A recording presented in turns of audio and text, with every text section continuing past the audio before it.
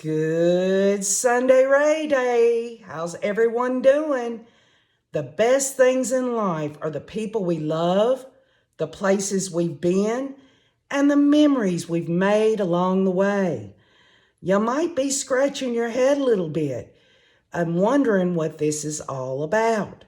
Well, KJ for some time now has been meditating on whether or not one day a week we cover some content that will nourish us, that will bring about those moments that we can remember the memories of our childhood, our adult life, and even reminisce about other people's memories. So, I just felt like this would be a great opportunity to do unrelated content once a week, to clean out those things that we learn about this case and replace it with a little nourishment. Now, some of you may be interested in this and others may not. I get it. But let's just try it out, and please give your feedback because this channel is yours as well. KJ and the Ray is me and you and you and me. Let's see how this goes, because there is no doubt that if you share your memories of your childhood, you're not just holding them in with that feeling that you have, knowing those memories mean everything to you. Share them with other people. I'm looking so forward to you putting in the comments memories that you have deep inside of you that make you feel so good about life. So today we're going to kick this off with a story that old KJ wrote. It was back in October of 2019 that this was published. And as you can see, it is a published article from old KJ called The Old Line of CCHS, which is Cannon County High School. And that handsome football player right there is Mr. Wayne. So we're going to talk about stories of our childhood once a week. We're going to talk about those memories we've made along the way. And we're going to talk about the people that we love and the places we've been. This is a way to empty out all of the negativity. This is just my view, and get started on the right track every week to get justice through understanding. So I'm going to read you this story, and I hope you'll leave your memories in the comments below. My husband Wayne grew up in Cannon County, raised by his grandparents on Highway 53, when a two-lane road was far from the busy highway it is today. He grew up like most folks in that time, working long and hard from a young age on up to adulthood. Sundays after church, 12-year-old Wayne would sometimes get a visit from his pastor for Sunday dinner. Now, let me just stop for a second. Yes, my husband is Mr. Wayne, but growing up, he went by Burl Wayne. And people called him Burl, B-Y-R-L. So just remember, Burl Wayne is my hubby, okay?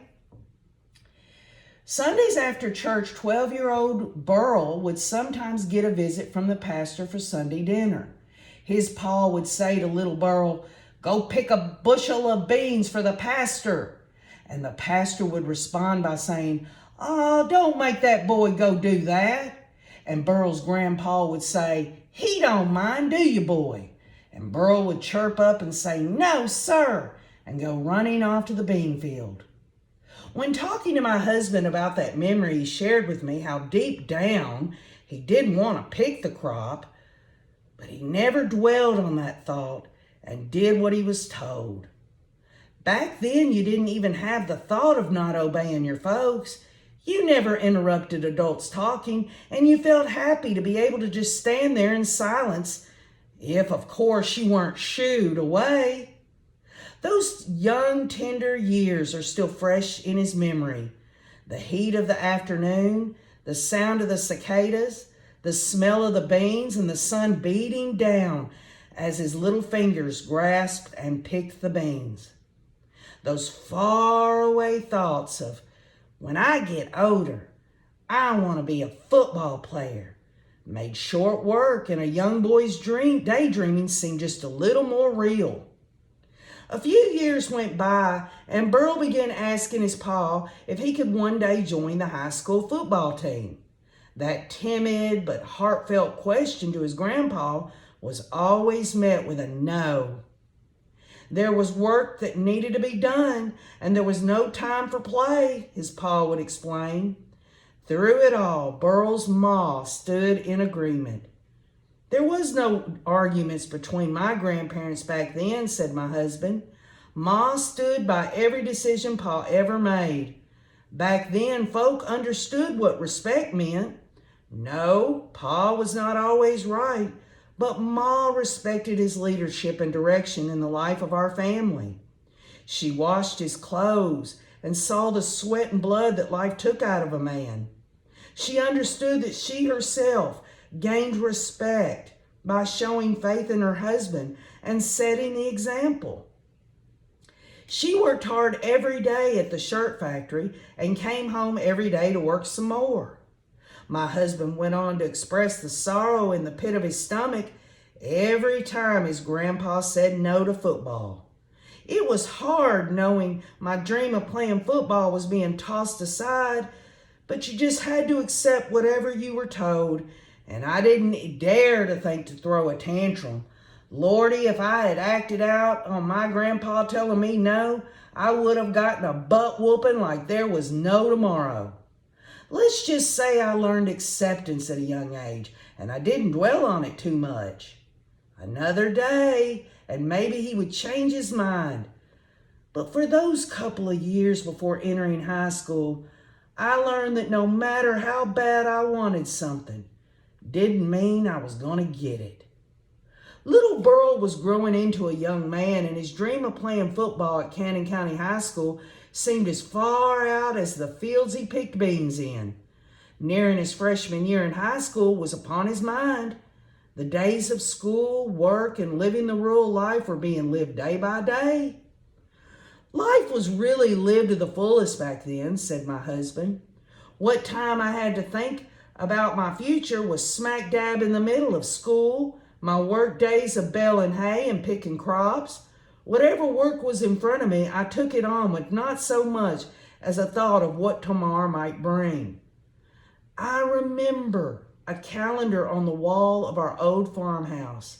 It had a picture of a little white house, a tractor, a barn, and a fence.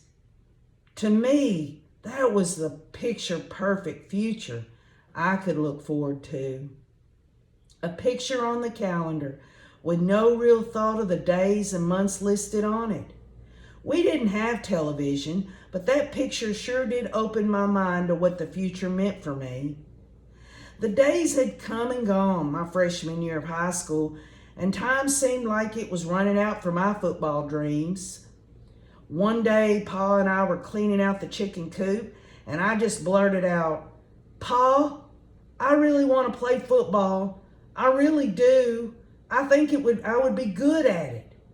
My husband went on to tell me that he'd been practicing with his football his whole freshman year by explaining, "I had been running through piles of stacked corn that was behind the barn. I figured it would build up my legs and help me with balance." When my pa turned and stared at me in that moment of my plea for football, he paused and said, "Son, I'm going to let you play." Burl replied to his pa by saying, "Thank you, sir." That was in the fall of 1968. By January of 1969, his grandfather went on to meet the Lord. And although Burl was sad that his pa would never get to see him play ball, he went on to join the Cannon County High School football program in spring of 1969. My husband looked off into the distant field near our home now and paused before saying, "My grandparents gave me everything I ever needed in this world, even if, for a time, they would not allow me to join the football team my freshman year. I remember feeling hopeless for a time, but it all happened just when it was supposed to happen. I think about Marianne Daniels, which was Bruce and Martin Daniels' mother. I think about Jeff Reed's mother and all the adults who stepped up to give me rides to my games and rides home from practices. I never missed a single practice. I think about the game nights, sleeping over at Dwight Little Hoppy Davenport's house. I think of everyone that encouraged me to do my best. I wonder if any of them remember picking me up off the side of 53 Highway while I walked to practice or games. I wonder if any of those old boys are still around and whether they all know how much better they made my life. I tried to envision a young man walking down the road on the way to the high school. What thoughts he must have had as he put one foot in front of the other. The miles of thinking he had from his home to the field. How he must have felt and what lay ahead for him as he was growing into a young man. Knowing my husband as I do, I can see him smiling as he walked, and it just touched my heart deeply to know how much he wanted to be part of that football team. I remember walking down College Street from the practice gym, said my husband, and I can still hear the sound of my cleats on the road clicking as my teammates and I headed to practice together. They call it the old gym today, but our lockers were in the basement of it. Big Burl was the name my teammates gave me in 1969. A year of loss and heartache with the passing of his grandfather, yet a year of Cannon County High School football that he will never forget. He played from 1969 to 1971, and although those few years back seem further and further away, Big Burl will never forget the team spirit and determination to be the best football player he could be. Cannon County football in his eyes, his memories, and in his heart will live on long after the memories fade into that old calendar that was on that farmhouse wall he grew up in. Burl Wayne said, "Time had faded some of the names, but I remember every single face of my teammates. Some I've heard have left the earth, but some are still around. There's Eddie Morris, J.J. Swafford, John Smith, Sam Odom, Mark Singer, Mark Llewellyn, Larry Dennis, Mike Bailey, Johnny Doris, Jerry Taylor, Roger Davenport, and the cheerleaders, Cynthia Smith, Brenda Banks, Vicky Banks, Sandra Banks, Jackie Campbell. I sure would like to remember all the names of my teammates and the cheerleaders that kept our spirits high. Time has a way of frustrating that, but perhaps they will see this story and know I'm thinking of all of them and have fond memories of my football years. Turning 66 this November of 2019, and y'all, this was an article October of 2019, so you think about that. Yesterday was Wayne's 69th birthday, and this article says, turning 66 this November of 2019, my husband's jersey number was 66. His senior year jersey number was 43. He often talks about his glory days of high school football. He says, "I'll never forget when Coach Jerry Bishop stood in the aisleway of the school bus. I can still see the look on his face and the sound of the sternness of his voice. The rain was pouring down and it pounded the roof of the school bus. The team we were going to play had a better record than us, and the coach said, 'Boys, we got them right where we want them. The field is flooded and we're playing to win.'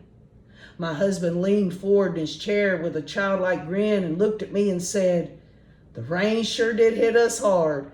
We couldn't see our hands in front of our faces, but we went on to win.' Then he told me the story about Coach Bishop by explaining that if the coach told you that you could run through a brick wall, you believed him. He remembers when the coach told him to take down one of the 300-pound Nunley boys from McMinnville. Big Burl was only 160 pounds. The coach said, "Burl, if you hit him hard enough, he will fall." And Burl went out and hit the fella so hard, it busted the strings on his own shoulder pads. Burl Wayne chuckled and said, "Yes, that fella fell, and I felt bulletproof and 10 feet tall." Then he talked about Coach Mike Mayfield by saying, "That man was a true Alabama fan. He wore a Bear Bryant watch, and that deep Southern voice, that drawl was commanding. You hung on every word he spoke. He sure did a great job with us my senior year. We worked hard and we played hard." Coach Mayfield presented me with a football award for Most Outstanding Player of 1971. I was shocked when he called out my name.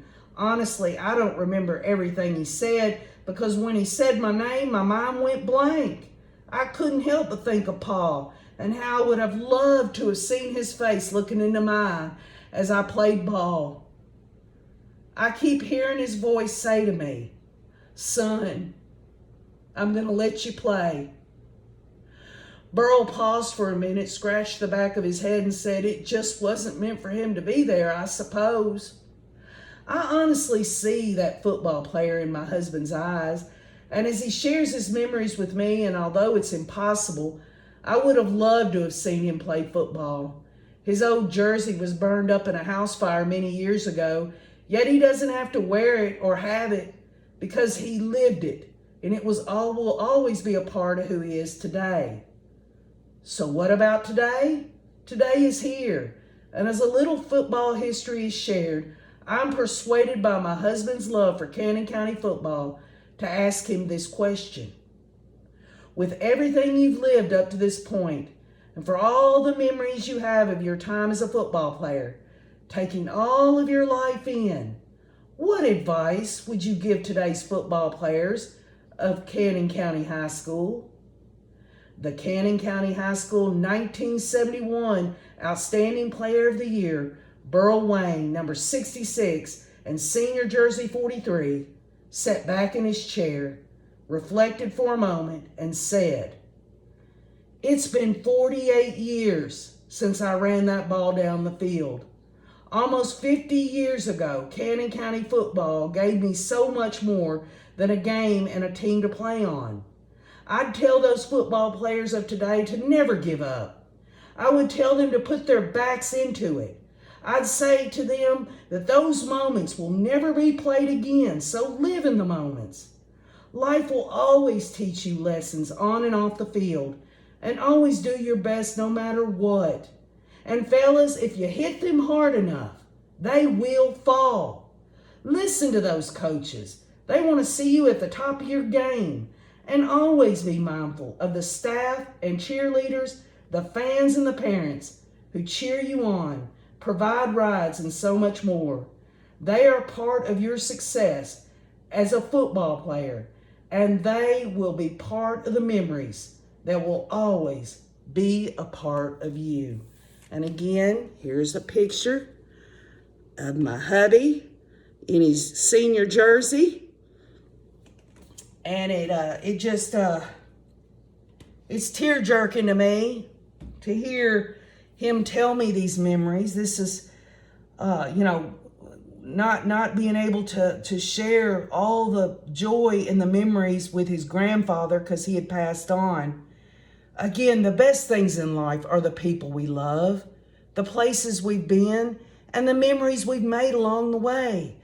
And although I'm stumbling all over myself to get this off the ground, Sunday Rays will be part of this channel from here on out. I cannot guarantee that there'll be something every single Sunday, but I'm counting on you as a Ray to please share your memories of anything that comes to your mind about your upbringing, things that you cherish, things that help to remind you of who you are. Folks, memories are only as good as they're shared. We can have all the memories in the world, but if we don't share them, we're not fully experiencing those memories. So with that said, I love you all. Please leave your feedback and tell me what you think of Sunday Rays, whether we could do this once a week, just to kind of clear out the negativity, the cobwebs of this case that we have been researching and analyzing. And I love you all. Have a beautiful day and keep on looking.